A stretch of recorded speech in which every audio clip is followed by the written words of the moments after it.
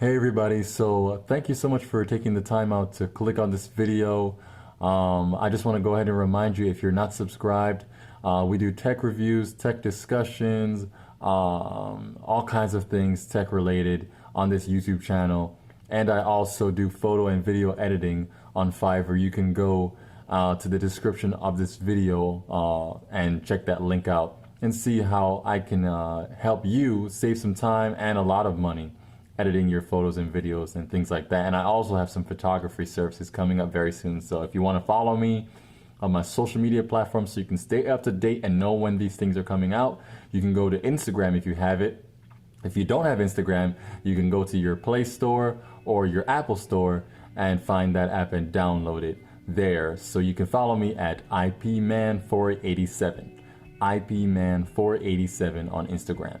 I'm also on Twitter at IP_man487, and I'm on Facebook, and my Facebook page is IPManIsReal. So you can go there and you can follow up with me, and we can talk about what it is that I can help you with. So let's just jump into the video, shall we?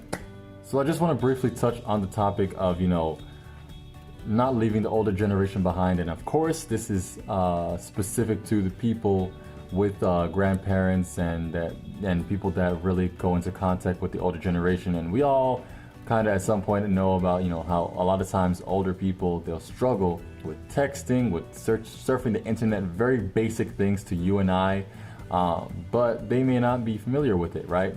So I think it's just very important that you do what you can to keep them up to speed, because you can't assume that they're going to be incompetent and not understanding. A person can only understand something if they're taught it. So if you don't teach them, they won't understand it.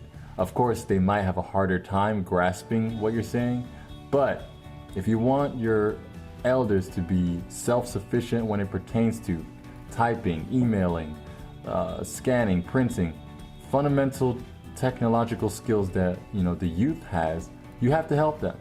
You have to show them. You can't be impatient. You have to be understanding that this is like foreign technology to them.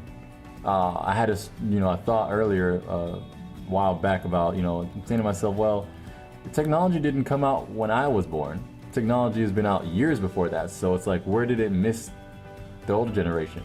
And I think that just has to do with cultural and, of course, cost and things like that. It was just not as accessible to everybody. So a lot of people got left in the dirt, or in the dust, not the dirt.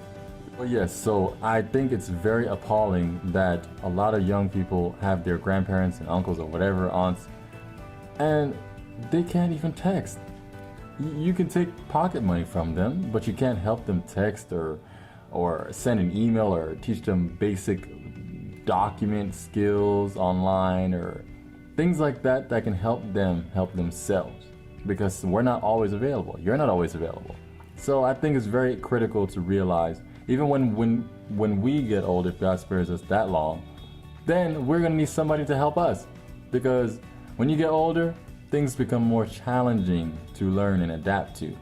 So we have to keep in mind, don't leave them behind when it comes to this type of things. Technology is my niche. We do that here, and that's why I'm talking about it.